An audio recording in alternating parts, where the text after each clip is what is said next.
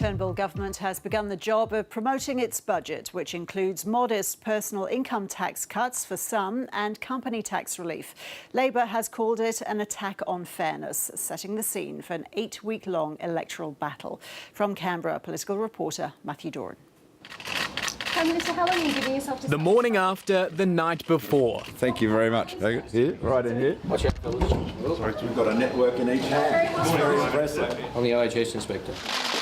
And the government's chief salesmen begin to sell their wares door to door. It's good to be with you. Treasurer, welcome back to the program. Thanks, Michael. This is not a short-term political budget. This is a long-term economic plan. Long enough to get the government to a July 2nd election, and the battle is just heating up. Guess it's never been a more exciting time to be a millionaire, Scotty. Well, you know all about that, Bill. You got plenty of mates in that category. There's modest tax relief for those earning around $80,000 a year, the Treasurer bumping up the tax threshold. It is a modest aim to ensure that Middle Australia does not move into the second top tax brackets. What Mr Turnbull's giving you is a cup of coffee and a biscuit. Then there's a company tax cut for many businesses, as well as tax concessions for what the government is calling the engine room of the economy.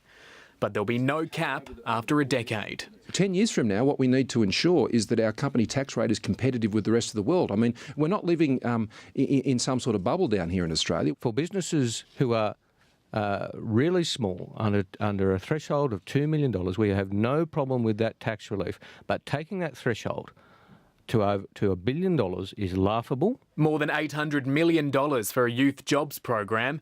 And at the opposite end of an Australian's career, high-end super tax concessions will be tightened. Mr Shaw, can we get a photo? Labor argues that policy, and others in the budget, suggest the government is looking to them for inspiration. Hi, Scotty. Yeah, well, actually, I'm here first, so that'll be you stalking me, but still. Good luck. Never going to happen. Cheers.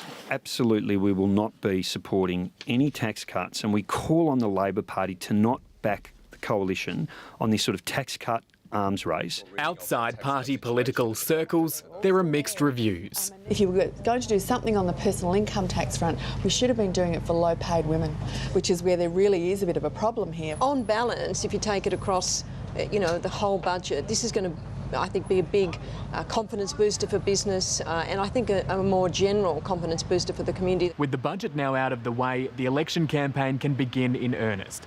Malcolm Turnbull has confirmed that this weekend is looking good for him to travel to the Governor-General's residence and ask him to call a poll for the 2nd of July.